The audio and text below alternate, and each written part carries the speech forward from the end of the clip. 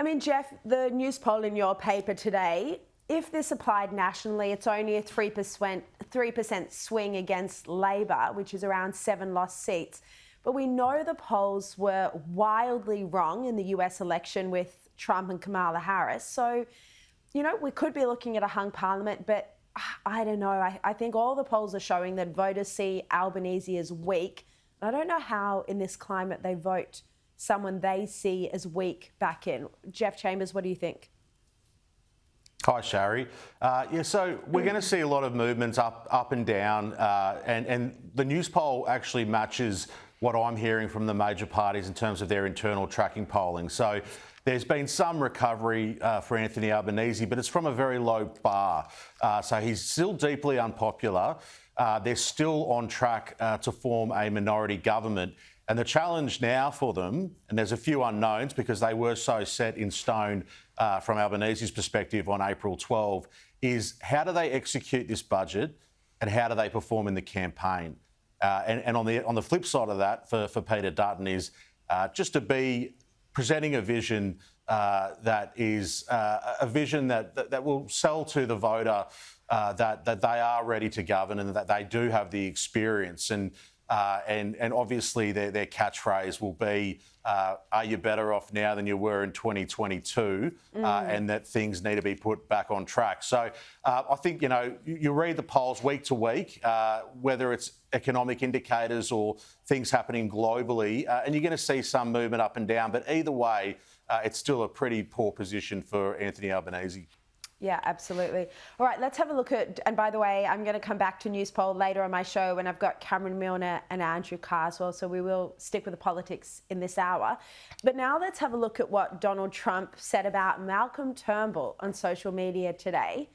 Here's the remark. He said, Malcolm Turnbull, the former Prime Minister of Australia, who was always leading that wonderful country from behind, never understood what was going on in China, nor did he have the capacity to do so.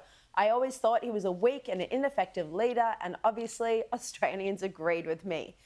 Now, it's possible that Trump was responding to an interview that Malcolm Turnbull did with Bloomberg. He had this to say about Trump's tariffs. And if this triggers a global wave of protectionism around the world, that's clearly going to be bad for business everywhere. Trump seems to have a view that America can prosper at the expense of everybody else. But that's not going to work. It appears that the more dependent you are on the United States, the closer you are to the United States, the more he feels he can extract value from you, stand over you, extort you. I mean, look at the business with Greenland. Oh, Steve, it looks like Malcolm Turnbull might have made it even less likely that Trump gives Australia a tariff exemption. Yeah, look, Donald Trump summed up Malcolm Turnbull perfectly. It's exactly what I've thought about him for years, and the Australian public voted him out for that same reason. I mean, Malcolm always thinks he's the smartest bloke in the room. Just ask Geoff, he'll tell you. Malcolm always thought he was the smartest bloke going around. Donald Trump's come out and said, well, he's a weak leader, all right. He was a weak leader, and the Australian public, I just mentioned Tony Abbott winning 18 seats. Malcolm managed to lose 17 of those when he went to the election after knocking Abbott off. So, look, we don't need this bickering. I mean, Turnbull has hit out again tonight. He's done an interview somewhere and he's doubled down on it, which Malcolm would, predictably would do.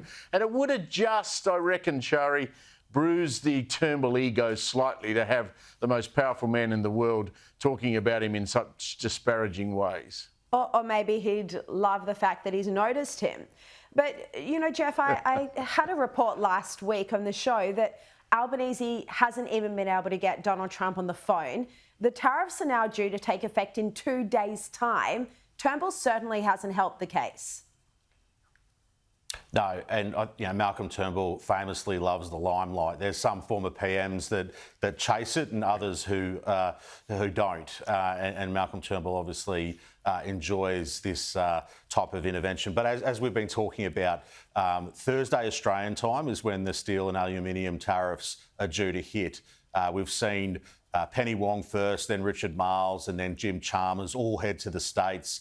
it's not looking likely, and the government is saying that internally. They're actually concerned about other tariffs that might be coming down the line. So, a few days out, Malcolm Turnbull pops up, gets the limelight. I think he would like that response. But on China, just quickly, a bit unfounded because, Malcolm Turnbull, to give him a little bit of credit, he was an early mover on China. He banned Huawei. He put in those tough foreign interference laws that Beijing railed against, and the US and Five Eyes actually followed us on that. So just to add a bit of balance there for Malcolm Turnbull. Oh, that's nice of you, Geoff. I do recall. Don't worry about balance, Geoff. Don't worry about that. I was in Canberra at the time, and James Patterson, Andrew Hastie, Peter Dutton were behind a lot of those moves.